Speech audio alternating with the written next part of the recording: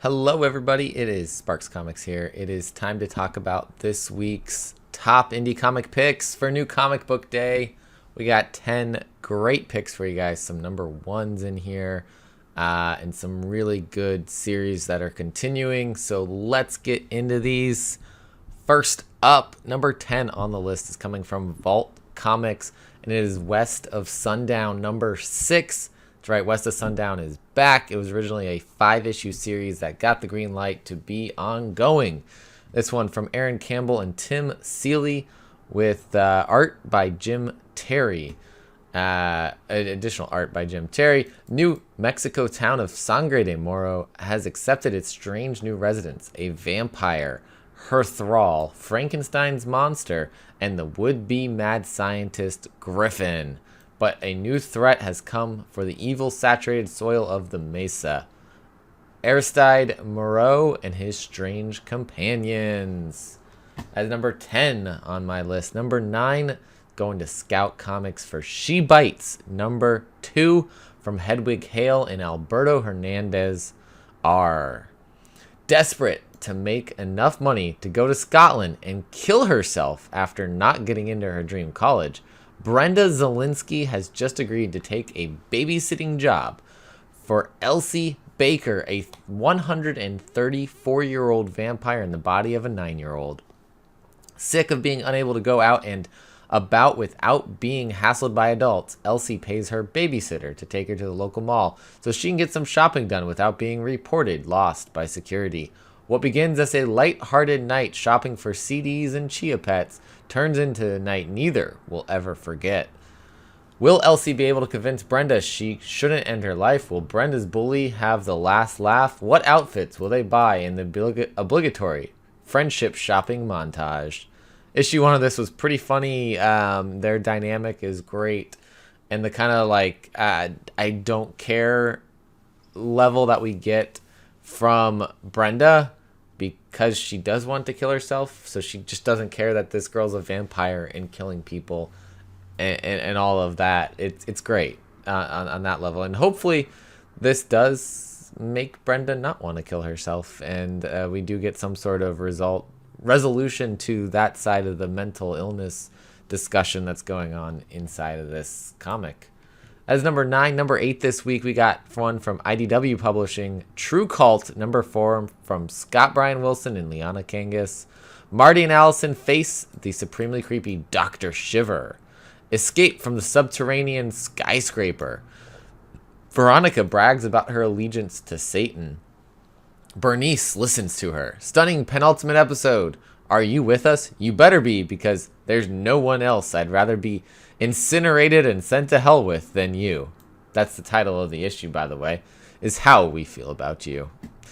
I love these descriptions that they've done for this. It's great. It's like you're literally getting talked to by the comic and the creators, so it's fun.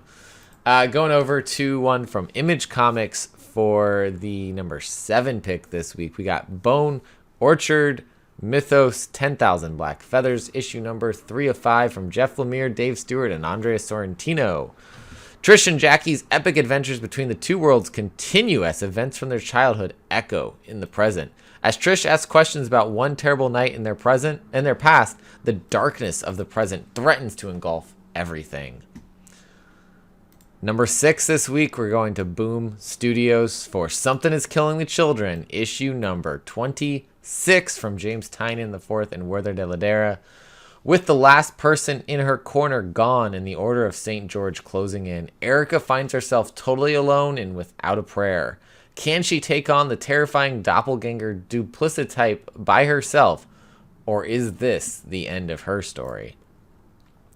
Given that I think Something's Killing Children is supposed to be only about her and it's planned to go on for quite a while, this is not the end of her story for sure. She has gotten out of tougher spots than we see her in now, I think, and we'll see. We'll see what happens, but I think she'll be okay. She's got this, and something's got to happen with the Order that really is going to put them off of her, and maybe they'll reconcile some differences or something. Number 5 this week is a number 1 from Image Comics, and it is I Hate Fairyland from Scotty Young and Brett Bean. Award-winning writer Eisner Award-winning writer Scotty Young and artist Brett Bean bring back the hit comic I Hate Fairyland for an all-new ongoing series. Everyone's favorite green-haired, axe-crazed maniac returns in this Deadpool meets Alice in Wonderland adventure. Gert is all grown up and living in the real world. Times are tough, and the only job she's qualified for has her trying to find her way back to the place she hates the most. Fairyland. I did not get to read the entire first storyline of this. So I'm going to pick up issue number 1 of this, but I need to pick up the collected version of I Hate Fairyland and read through the rest of it. I probably got through the first 10 issues when it was first coming out. I have those around, but I did not read through the whole thing. So I want to do a reread of that part, read through the rest. I think it was 30 issues or so on the first volume of it, or first collection of it. So I loved the whole thing, though. It was fantastic. So I can only imagine Gert grown up now and dealing with the real world, and just the comedy that can come from that. Number 4 this week, going to Mad Cave Studios for A Legacy of Violence, number 2 of 12 from Colin Bunn and Andrea Moody. As Nick continues to search for clarity on the meaning of Unit 731, the doctors do their best to forget the shock from the night before by letting loose at a local bar. Meanwhile, there is an even more gruesome surprise waiting for them, courtesy of the mysterious mass serial killer terrorizing the small town of Desante. Number 3 this week, By the Horns, Dark Earth, number 6 from Scout Comics, from writer Marquisa Nasso, artist Jason Muir, and colorist Steve Cannon. Elodie Sagent and Evelyn land on the continent of Yalastra and reunite with their unicorn friends Zoso and Rigby, while they hug and prepare to track down pure magic in the Maddalam jungle. The blight continues to spread on Solothus.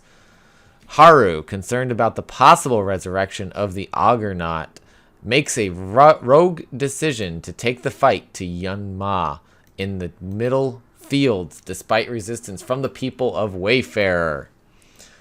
Things are getting pretty interesting here going forward. This issue's fantastic as always. I think something that can be really said about this creative team is that the art team on this just levels up every issue. Especially Steve's colors seem to get so much better every issue. They were good to start, but they are just top notch now.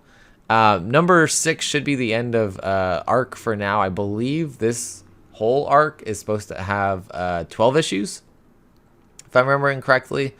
But there's probably a little pause in here, get a volume out, and then back for more. But yeah, I absolutely love this world, this series. If you're looking for a really good fantasy story that's got unicorns and magic and strange creatures, this is one you need to pick up, because By the Horns and By the Horns Dark Earth have just been some of my favorite reads every time it comes out. So please check this one out. Coming from Scout Comics, it's number 3 pick this week. Number 2, speaking of fantasy reads, another one of my favorite ones in that genre is Wind, and we've got Wind Thrown in the Sky, number 4 of 5 from James Tynion IV and Michael D. Alinas. Windshorn Peak is the only refuge from the fairies, but even with allies to guide them, its inhospitality proves a deadly threat to the kids, but not more dangerous than vampires and the fairy general LX marching to war as the final battle on the mountain draws near. Just phenomenal story. The story that I feel like goes under the radar for James Tynion. People talk about Something's Killing the Children, Department of Truth. This is one that really needs to be talked about more. And this team right here, James Tynion and Michael D. Alinas, They did The Woods as well, which is also a fantastic story from Boom. And it proves that they are just a great team to be creating comics together. And this it's just, yeah, the world building that happens in this between the story and the art is so awesome. And each of these Wind issues, they're $5.99 price tag, but they're like 40 pages of comic, which is fantastic. You get a lot of story each time, and there's a little bit maybe more than a month in between the issues, but it's worth it. It's worth the wait every time. Number 2 pick. Number 1 this week is going to a book from Vault Comics, and the second Colin Bunn book on the list tonight is Door to Door, Night by Night. I guess tonight, whenever you're watching this. Door to Door, Night by Night, number 1 from Colin Bunn and Sally Cantorino. All-star creators Colin Bunn and Sally Cantorino comes the story of a motley crew going to battle against supernatural evil throughout the American South. Perfect for fans of The Boys, BPRD, and Proctor Valley Road. The Heritage Mills sales team travels from town to town, knocking on doors. They're the best at what they do, which also means they're the worst. They're broken, each and every one of them, haunted by closets so full of skeletons, they're bursting. When they discover a terrible secret behind one fateful door, it opens their eyes to a world full of real monsters hidden in every town. Just a horror story about door-to-door salesmen. Like, I would really love to talk with Colin Bunn and see just how he comes up with these ideas, because this is just fantastic. Fantastic story idea with a great artist. Sally Cantorino has just been killing on everything that she's done recently. So I had to put this as my number 1 pick because I am very excited to check this one out. That is the top 10 for this week. I hope you guys check out some of these books because I think they all are worth your time in reading them. So thank you for watching. Please drop a like on the video. Subscribe if you aren't already. Drop a comment down below. Let me know what you are picking up this week for New Comic Book Day, whether indie or not. And as always, collect what you love. See you next time.